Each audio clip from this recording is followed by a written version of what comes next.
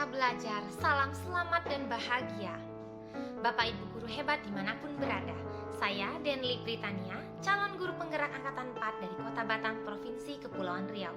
Saat ini saya bertugas sebagai guru bahasa Inggris di SMA Negeri 25 Batang. Bapak Ibu guru, kami telah sampai di modul 2.3 tentang coaching.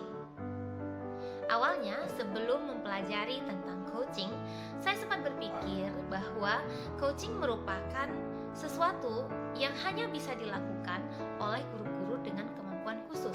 Karena seperti bahasanya, coach adalah seorang pelatih dan erat kaitannya dengan olahraga maupun bidang seni.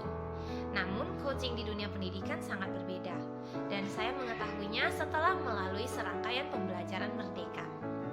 Bapak Ibu, coaching merupakan kegiatan untuk menuntun dan menggali potensi seorang peserta didik, membawa peserta didik untuk terlibat di dalam diskusi, di mana peserta didik sendirilah yang menggali potensi diri, kemudian mencari solusi untuk masalah yang dihadapi, di mana kita sebagai coach tugasnya adalah membimbing. Dengan kata kunci tadi, kita bisa mengaitkan modul ini dengan pembelajaran di modul 1.1 tentang filosofi pendidikan Ki Hajar Dewantara, di mana pendidikan adalah proses menuntun, sama halnya dengan coaching.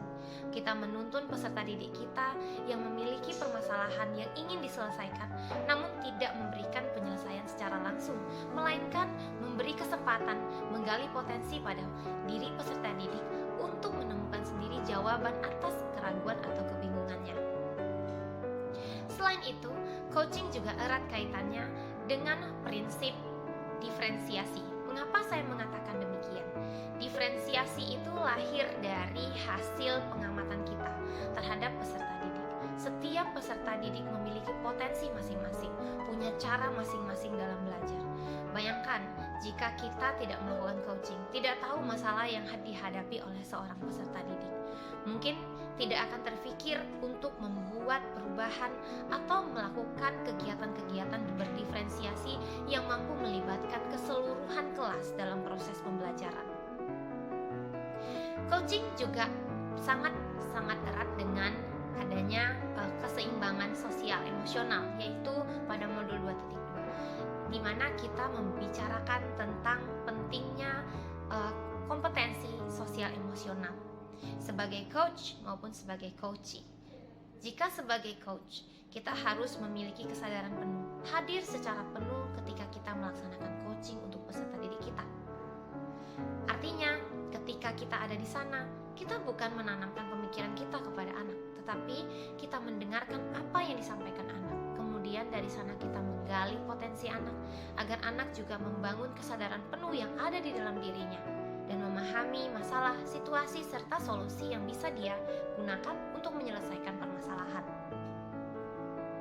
Berikutnya, coaching juga perlu dilakukan, perlu sekali untuk masalah segitiga restitusi. Kita ingat bahwa kita punya teori tentang IA atau inquiry apresiatif, di mana kita melihat setiap hal positif yang ada di dalam siswa. Nah, di sini coaching juga memiliki prinsip yang sama. Tidak menanggapi permasalahan anak dengan negatif. Kita harus percaya bahwa setiap anak memiliki sisi positif. Itulah yang dijadikan kekuatan yang ada di dalam diri anak, yang kemudian kita pancing, kita bangun, kita bina, sehingga ia menemukan titik terang untuk masalahnya. Saya juga sangat ingat dengan tugas guru penggerak. Salah satunya adalah menggerakkan komunitas praktisi. Nah, awalnya saya berpikir bahwa coaching itu erat dengan mentoring atau konseling. Ternyata berbeda ya Bapak Ibu. Kalau mentoring itu sifatnya sudah ahli, kita mengajarkan kepada yang belum ahli. Kalau counseling berarti kepada orang yang mencari ada masalah, kita mengkonsultasikan bersama-sama, kemudian kita yang memberikan solusi itu. Tapi kalau coaching sifatnya berbeda. Coaching ini sifatnya adalah mengajukan pertanyaan-pertanyaan efektif, komunikasi asertif, umpan balik positif, dan tentunya juga mendengar aktif di dalam proses coaching agar peserta didik ataupun rekan sejawat sejawat yang menjadi coach dapat menemukan solusi untuk mengatasi masalah. Menggerakkan komunitas praktisi yang saya maksud tadi adalah seharusnya kita sebagai guru dan juga tentunya sebagai guru penggerak, kita membentuk sebuah komunitas praktisi di mana guru-guru mulai sekarang ketika ingin menyelesaikan masalah atau ketika ingin mengajak anak terlibat di dalam diskusi, gunakanlah metode coaching yang disebut TIRTA ini.